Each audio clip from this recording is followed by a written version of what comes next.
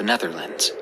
I'm 20 years old, and all my life I've been wanting to work as a caretaker for people with a disability. Just a few months ago, my dream came true, and now I work as a full-time caretaker at a living facility in Maastricht. At this facility, my story takes place. The living facility is positioned just outside of Maastricht City. Before the building became a housing facility, it was a laundromat for the people living on that street. The facility consists of 3 houses that are internally connected. Each one can house 8 people. That makes a total of 24 patients that live in the facility. Each patient has his or her own room, ranging from small to large, to a separate bathroom and kitchen, to a shared bathroom in the hallway. I first began working at this facility when I was just 17 years old, as an intern for my education. The story starts 2 years ago, when one of my patients that had lived there for 3 years moved out to live at another facility.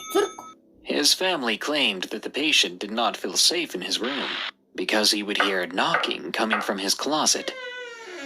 We made our apologies for the inconvenience, but didn't think much of it. 1 month later, when the room was cleaned and disinfected, a new patient came to live in the empty room. It was an elderly man, who I'll just refer to as Rick. Rick was a warm and kind-hearted man, who always loved talking about horses that he had as a child, as well as his great love for Russian opera. You'd always catch him sneaking into the kitchen to get a snack, or hear him sing opera. I must admit, he had quite a powerful and wonderful voice. At first, he would bid us a good night before he went to bed. But as time went by, Rick seemed more and more distressed. He didn't eat and didn't drink as much as he used to, and he lost weight at a troubling rate. He would sit quietly on the couch, staring blankly at nothing. When asked what was wrong, he would say that he had a terrible nightmare of some kind of creature lurking in his closet. My colleagues and I debated whether or not he could be getting Alzheimer's and would need testing for it. He had been tested, but nothing came out of those tests. Every night, Rick would scream us awake, and when we came into the room, he'd be sitting on his bed, trembling and pointing at the closet. He'd say that something crawled out of the closet and joined him in his bed. He described this creature as being skinny, even bony, with rotting meat hanging from its bones. The creature had green eyes, the same color as his deceased mother, and huge fingers that ended in claws.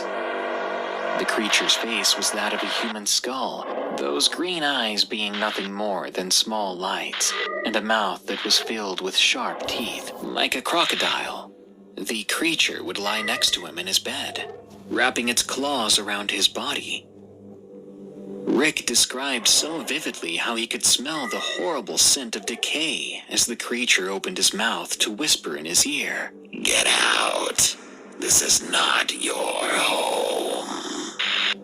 Rick would cover his ears as he said that, and he would soil himself. Poor Rick. My colleague checked the closet, but there was nothing there, and the only thing we could say was that everything was going to be fine. Fast forward about a month later, and Rick would wake up with markings all over his body.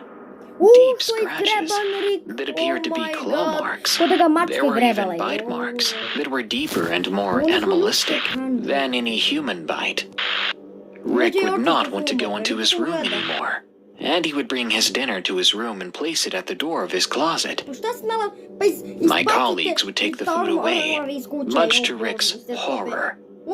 He'd say that we would make the creature angry, and if it was angry, it would punish him. I feel so sorry for him, especially seeing the fear in his eyes as we scolded him and took away the plate. There was 2 weeks of this, the same thing happening with Rick. One of my closest colleagues and I were working the night shift one night. We were making our usual rounds, checking if everyone was sleeping, and all the machinery was still up and running. That was when we heard a horrible, bone-chilling scream echo through the building. The scream came from Rick's room. We stormed in, throwing the door open hard, revealing a horrible sight. Rick was lying on his back in his bed, while he was grasping for air. He was clawing at his neck and chest, ripping the flesh off, making bloody gashes all over his upper body. His bed and himself were covered in blood, and there was a trace of blood leading to his closet, which was now slightly opened. My colleagues dialed 112. That's the emergency line in the Netherlands. While I desperately tried to stop Rick from clawing, the only thing Rick did was scream, as if possessed, and stared at the ceiling. After what seemed like forever, the ambulance came and took Rick away. A week later, we received the sad news that Rick had died. The room once again was left empty. The blood was cleaned up by a cleaning company and the room would be occupied soon enough. But even before the room was occupied, I found another patient standing in the room in front of that closet. "Hey, what are you doing in here?" I asked her as I walked into the room. The patient had stared at me and had muttered, "This room should not be occupied ever again. It is angering him." Who's him?" I asked with a shaky voice. "You know who I mean. The devil who lived in the closet." Oh, devil. After she said that, she walked out of the room and left me breathless. 2 weeks later, that same patient moved into the room. I don't know why she was placed in that room, but I do know that she too changed. She can't remember her own name now, and all she does is sit in front of that closet, talking to the devil. I don't know what's going on at my work, but strange things keep happening. Colleagues tell stories of hearing footsteps in the hallways. Others hear whispers in the garden, and one even claimed to have been attacked by a shadow demon. Whatever's going on, one thing is for sure. The creature in the closet is real, and he's not happy about our patient living in his room.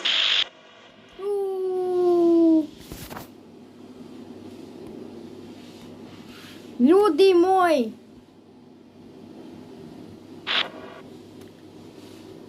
Ovo je spuki. Ovo je od 10 do 10. Napišite mi dole u komentare vaše ocene. Znači, ovo je neverovatno. Znači, ljudi moji, u tom ormaru je živao đavo, ljudi moji. Ja ne mogu da verujem. Đavo je upravo ubijao pacijente koji se nalaze u njegovoj sobi. Znači, pravio je od demone isto. Ako vam se svida a napišite mi dole komentare ako želim da nastavim ove spuki priče. Ja ću nastaviti legend, samo napišite dole komentare, kliknite to, taj like, to kliknite to zvonce, a mi se vidimo u nekom od sljedećih videa. Pozdrav!